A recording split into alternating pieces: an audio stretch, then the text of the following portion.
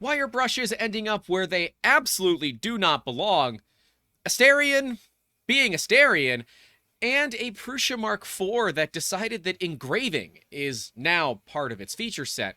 All this and more, PrintFixFriday. It's episode 150. Heck yeah. Let's get into it.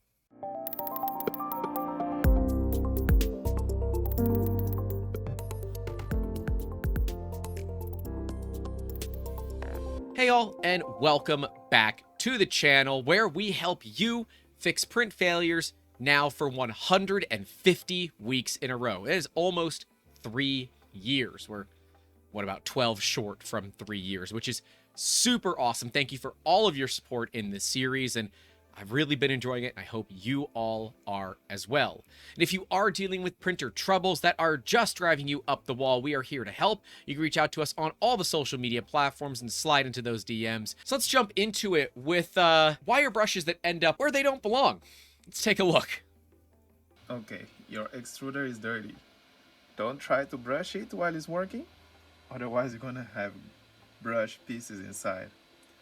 And that's a problem. That's one way to clean your extruder. So what happened? Right? It's kind of obvious here, right? And you could hear it in the video. The individual tried to use a brush to clean out their extruder gears while the extruder was running, and the brushes got caught all up in that extruder. Let's not do that, ladies and gentlemen. We don't want to hurt ourselves. More importantly, we don't want to hurt our printers. That's the right order. Nope, scratch that, reverse it. This is something that I've never personally experienced, and I have done plenty of extruder cleanings in situ while printing. But I always do the actual cleaning of the hob gears from the backside, nowhere near where the two gears go together and actually push the filament through. In this particular case, this user was not so lucky, so thank you, Rady Photography, for tagging us in that one. We can see they also asked if the rust on those gears can actually because of filament moisture, and the answer is absolutely not. It is not from that. It's actually from ambient moisture.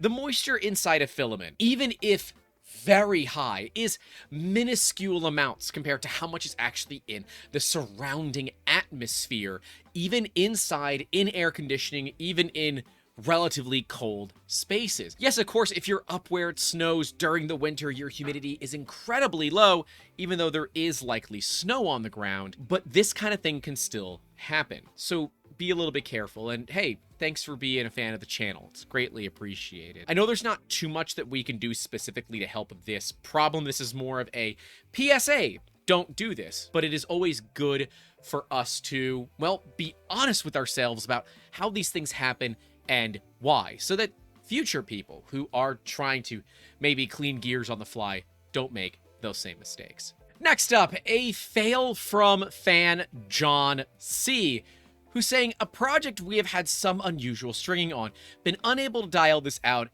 didn't get this in our initial testing, help me Obi-Wan. You're my only hope. Here are some blinds we are making for a client, and you can see this one turned out pretty good.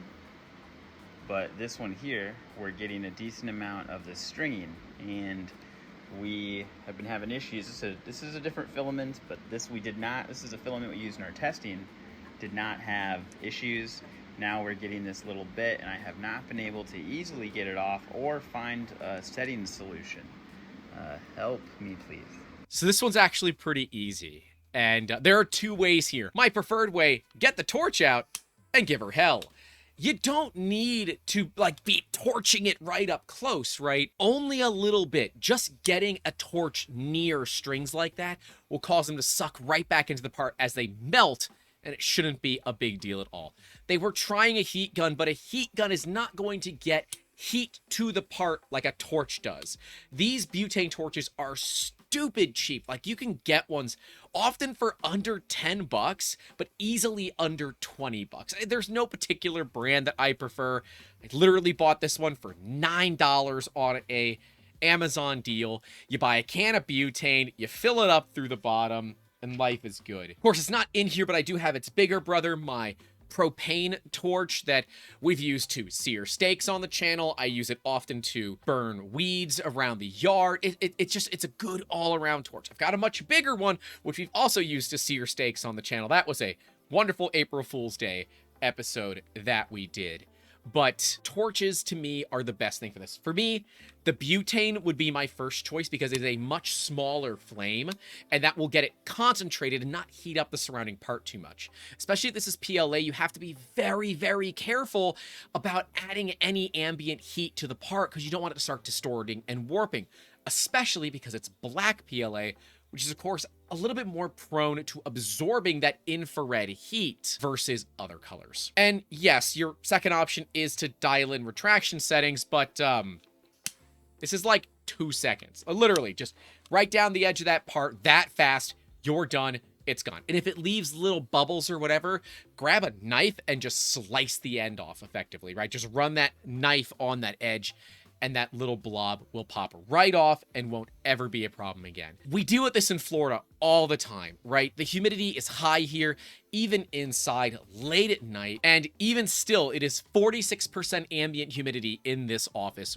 right now. And yeah, we could dehumidify the whole office, and we could, you know, put a ton of stuff to keep the filament dry, but it's just easier to use dryers. We do have an upcoming kind of testing series where we look at dryers, compare them head to head, and look at kind of crowning a king of the dryers on the current market. So if you do want to see that, let me know in those comments because, yeah, that's absolutely something that is coming through the pipes. And if there are any dryers that you specifically want to see, let me know. We have one from Ibos, we have the Sunlu S1, S2, and the S4. They just don't like the number 3, apparently. We have some just kind of DIY ones. We have the Polymaker dry box, which has the heater and has the dry box itself, which I've been running a multi-month test on, which is going to be a very interesting result. Don't know if you guys are going to be expecting what we have found. But if there are any other dryers that we've missed, please let me know, because I'd like to add them to our list to be able to compare, because dryers are not cheap, and if you do want to spend money to get something decent, I think it's worthwhile. I know I'm not the only one that deals with these kind of strings though, so I'd love to know how you handle it down in those comments. And hey, while you're down there, don't forget to leave a like and get subscribed, and well, hey, support today's sponsor, Printed Solid, who makes awesome filament right here in the United States with USA labor to bring Jesse's PLA and PETG directly to your door. Free shipping over $45, which means, hey, a couple of kilos to your door gets you some awesome filament at a phenomenal price. Sub $20 for made in America filament. That is very difficult to come by these days. And for quality that you can trust, Printed Solid. And if you're wondering, Grant, how do they actually make filament? Well, you're in luck. We went and actually made filament Printed Solid last year. We'll card that video so you can take a look. And we are excited to be going back to Printed Solid, where I'm sure some level of shenanigans will be occurring. But don't forget, as part of the sponsorship, they're enabling us to feed your filthy habits. No, not that one. We're going to be giving away some filament. And if you do want to enter, that link's in the description. I think you know where to find it. But remember, you must be subscribed and leave a comment giving feedback on any of the fails that you've seen here today. Entries will close 72 hours after this video is posted, and we will notify winners via a reply to their comment where they can reach out to us via Discord or Twitter. We can get them that free filament directly to their door. 1 spool each and 1 winner per 30 days. How do I prevent figurines from cracking? I don't know, but I'm sure a vampire spawn could rip out his throat. Or so I'm told. I recently painted my first 3D printed figurine. Left for the weekend, and when I came back home, the entire face was just cracked, even though I'm pretty sure everything was dried properly as well. How did this happen, and how do I prevent this in the future? As a wise man once said, it's not you, it's me. I have standards. And that standards we cure both the outside and the inside of our resin 3D printed parts, because unlike a lot of what social media tells us, it is not just the outside that matters. The inside matters too. And based on my knowledge of this particular character, he's a bit well-versed in the inside method. And in an instance like this, likely some resin was trapped inside of the part where there wasn't drain holes. And that resin over time will off-gas and the part will crack. Now, if this is a part that you printed and painted, it was just not cured long enough, period. And while, yes, he is your leaking resin bag, we don't want to do that because, as you might know, resin is toxic. And that toxicity is also a problem for toxic individuals like Asterion here. Because Baldur's Gate, if you don't know what I'm talking about, he's prolific.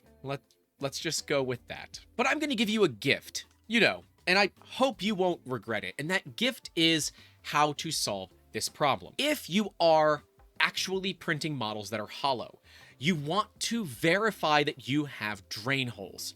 Use UV tools. We did a video a while back, and while UV tools pretty much updates every day, like they push out updates, sometimes multiple times a day, that software is cheat codes. It's cheating for resin 3D printing. We'll card to it so you guys can take a look. UV tools can show you what is wrong with your model and make those adjustments. That includes dealing with trapped resin, suction cups, and the like. It can drill holes for you and just make life that little bit easier. In this particular case, if you did have drain holes, you want to pick up some UV LEDs. The smallest ones you can find. Often the 3mm diameter ones are pretty good. Somehow attach wires. My preference is soldering or soldering. That is the best way to do it in my opinion, but if you need to use electrician's tape, I really don't care. Do whatever works best for you. When you're done cleaning the model and you have cured the outside, you're going to want to, I would say violate, but it is Asterion, so get consent, I guess, and go ahead and cure the inside of the model by passing that UV LED through the drain holes of the model itself. Once you've cured the interior, you can use either like a toothpick or something like that to get a bit of raw resin out of the vat and use capillary action to kind of cover that hole and then cure it quickly with a UV light. You can then sand it smooth if you need to and, you know, do whatever finishing work that you need, or you find a way to hide the holes or integrate them into the actual paint job. But this is resin printing after all, and when it comes to painting figurines, there is no such thing as a failed print. Asterion just had a very hard battle, and it's time to put him into a display where he has lost a fight, where he has gotten slain via a sword, because you spent all the time painting him. Now you gotta add a bunch of blood to it, make it look like he got his whole head cut with a sword, and, you know, Mortal Kombat finish him. Curing the inside of the model is important. We see this from time to time with people that buy resin models from Etsy, where they hollow the part to supposedly save money on the resin, but then they don't add drain holes. So they're not saving any money on the resin. If anything, they're basically shipping a time bomb to the user. Please don't do that.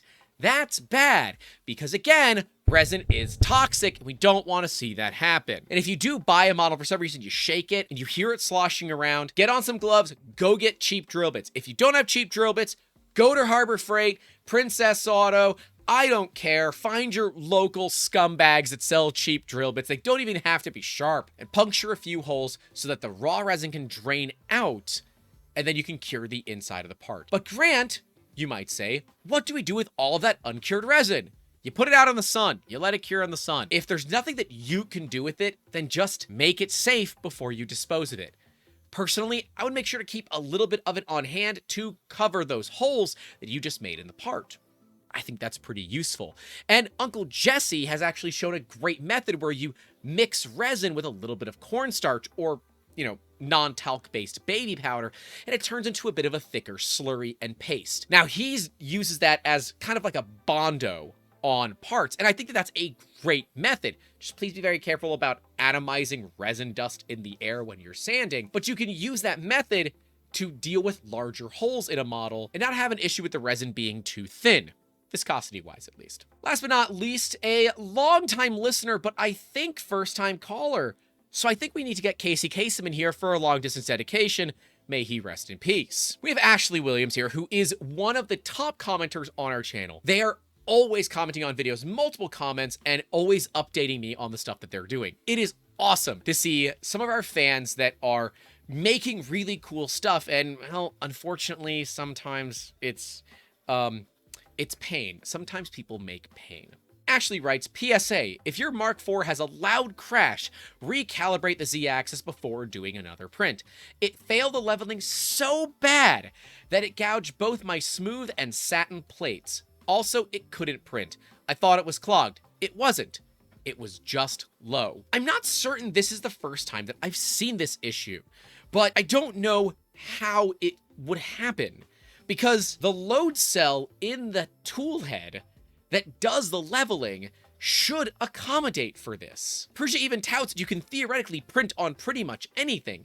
It doesn't have to be a build plate, but I would agree, if you hear a loud crash for some reason, run through the self-test of all the motion system on your printer. And that goes for pretty much any printer, right? Whether it's a Prusa, a Bamboo, Creality, FL Sun, who reached out and want us to take a look at the S1 or the T1. Do you guys want to see me mess around with some crazy Delta printers? Let me know your thoughts on that. I know the S1 looks really cool, but has had some serious issues from other creators, and I'm a little bit gun shy when it comes to that. I don't know if I'm really ready to ride the struggle bus once again. Let me know what you guys think about that, though. But the Mark IV shouldn't have that problem, and unfortunately, Ashley has ruined a print bed. There's no good way to fix this. Now, if we're lucky, we can just flip over the plate, and the other side is fine. And frankly, I don't think this is going to permanently destroy the plate. It's going to permanently change the way parts in that area look because they've been gouged, but I don't think it's going to change the ability for the print bed to actually work. In a case like this, especially when that nozzle has kind of scraped along the build plate back and forth, I would go ahead and resurface the build plate. And you might be saying, Grant, how do I resurface a build plate? If you do want to see a full video on that, let me know, because I definitely have some that we could do it on. Personally, I like to wet sand. Now, if you don't have high grit sandpaper, and you say, well, I have 320. No, if it's not at least 2000 grit, do not try this with sandpaper. Go for like a Scotch-Brite, green Scotch-Brite pad, or a magic eraser, otherwise known as melamine foam. Don't buy the real ones. Go buy the generic melamine foam off of Amazon. It's cheap as chips, and it's the same stuff. You're welcome. Affiliate links in the description. But you want to get that print bed off the machine. Add a little alcohol to the water. It helps with making sure that all the water evaporates safely. Then, a little bit of Mr. Miyagi. Wax on, wax off. And do that for a few steps until the print bed becomes a little bit matte, right? You'll notice those extra scratches. Those little tiny micro scratches that you're adding into the build plate are going to give it extra grip. This is a resurfacing technique and should only be done when absolutely necessary, because you are removing part of that PEI coating, and it doesn't just regenerate. Once it's gone, it's gone. So you will eventually need to replace the build plate. But if the options are, the build plate is absolutely trash, I'm never going to use it again, or I can learn something minimally, hey, take the risk and learn something. If you're going to use real sandpaper, be careful. Don't apply a lot of pressure. This is a very, very light process to scuff up the build plate. Just be careful. You don't want to do this very often. And if you're feeling especially adventurous, you can wipe it down with some acetone that will help kind of unlock those pores a little bit more. I personally do not do this. The alcohol mixed in with the water will help it evaporate faster. And then when it's completely done, I will clean with a dry paper towel and some 90+% isopropanol alcohol to make sure that the build plate is completely clean before trying to print on it again. But I don't know why the Mark IV would do this. To me, the load cell should tell it, hey, don't go this close. The Mark IV should know better than this. If you have a Mark IV and it's done a bit of an engraving pass like this, I'd love to know why you believe this happened. My best guess is that somehow the Z-axis motors got out of sync, but I'm not certain even how that could be a problem, because the load cell in the hot end should deal with that. So I'd love to know your thoughts down in those comments below. And the thoughts of those whose names listed right next to me at the $5 tier. And hi, remember, if you do want to support the channel in what we do here and making videos 150 weeks, I want you to think about what has happened in the last 150 weeks, because we've been making a PrintFixFriday video every single week without fail during that time. So thank you all for 150 weeks. 162 is coming up, and that is technically 3 years.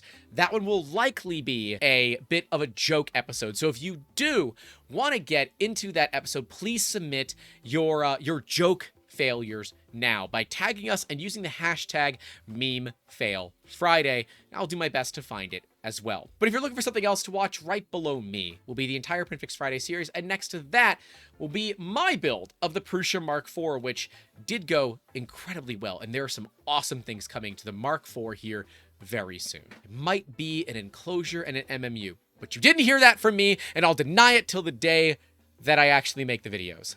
Anyways, that's all I have for you all today. Don't forget to like and subscribe, but stay safe out there. Don't forget to call your loved ones. And as always, keep making awesome. Take care. He's a photographer. Can we show any of his work? Do we have any? Nope, can't show that. Oh God, he's a boudoir. He's a boudoir photographer.